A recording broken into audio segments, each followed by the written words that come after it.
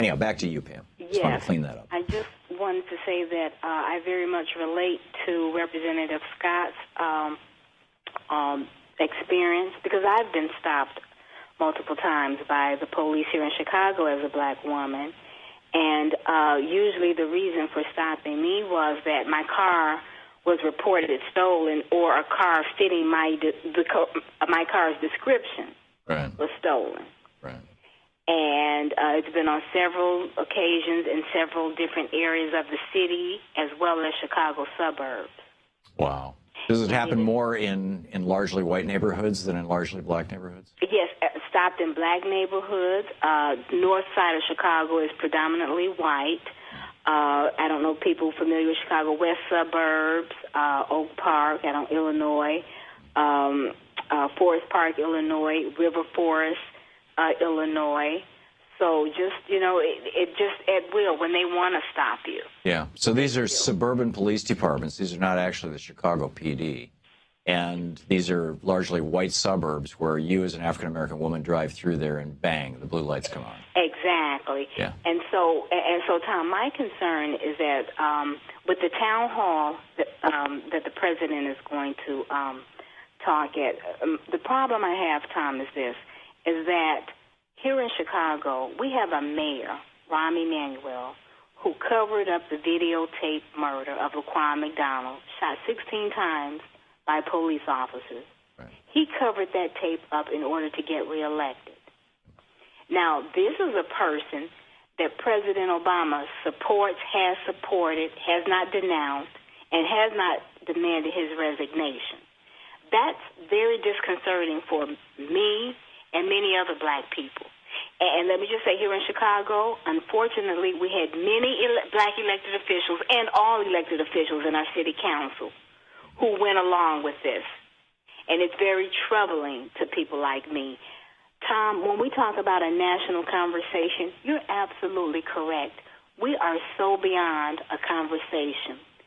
I don't know what the white community expects black people to do, because I can't help you eradicate racism. I can't change the color of my skin, Tom. I can't do any more, do any less. Black people have made wonderful contributions to this country, to this city. And for police officers, just at will, know that they can kill you and perhaps get away with it. Tom, we've seen murders of black people committed on, pardon me, because I just really get committed on tape. And we know that white individuals are just not murdered or treated like this. So my question is, why is there so much hatred for black people? And, Tom, it has to go beyond education and we don't know each other. There is something else going on. Yeah, and I would ask the white community to do this, because black people are always asked to be held accountable for the crime in our community. Then they go to the black pastors, the scholars. So I'm asking this, is it possible that the white community, the scholars, the pastors, the white businessmen, business leaders, can they convene a meeting among themselves and say, hey, what is going on with us? Is that even possible? Would that help? Because I'm not confident about this conversation with the president, because he tends to want to thread too lightly, because he doesn't want to insult the white community. He says we're not at a great divide. Tom, 40-50% of the people are supporting Donald Trump. I happen to believe Donald Trump is a racist. Yeah. That is a major divide. Well, and in answer to your question, Pam, and I'm assuming that it was a genuine question, not rhetorical. No.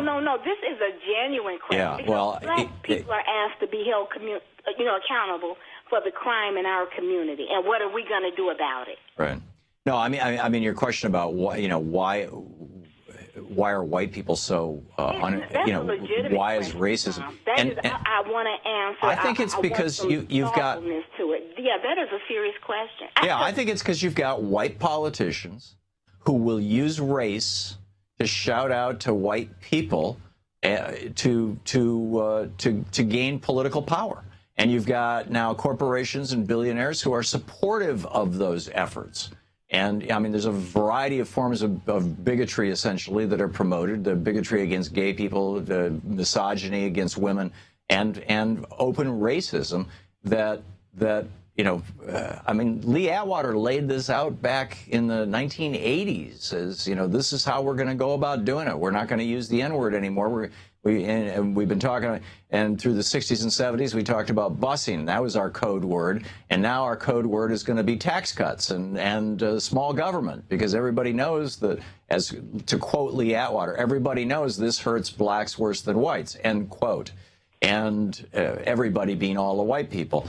And I'm saying that racism, naked appeals to racism, which are a feature, not a bug, in the Donald Trump campaign and in many Republican campaigns, and probably some Democratic campaigns. Certainly they were in Democratic campaigns in the South before the 1960s. That racism has been used by white people for, well, I mean, forever, but in far more horrific ways than today. But even right now, racism is being used by white politicians to gain power, and the billionaires and the corporations that fund them are just fine with it. That's my opinion, Pam. To watch more clips from our programs, hit the Watch More Videos button over here, and please be sure to hit the handy dandy subscribe button so you'll always be up to date. Tag, you're it.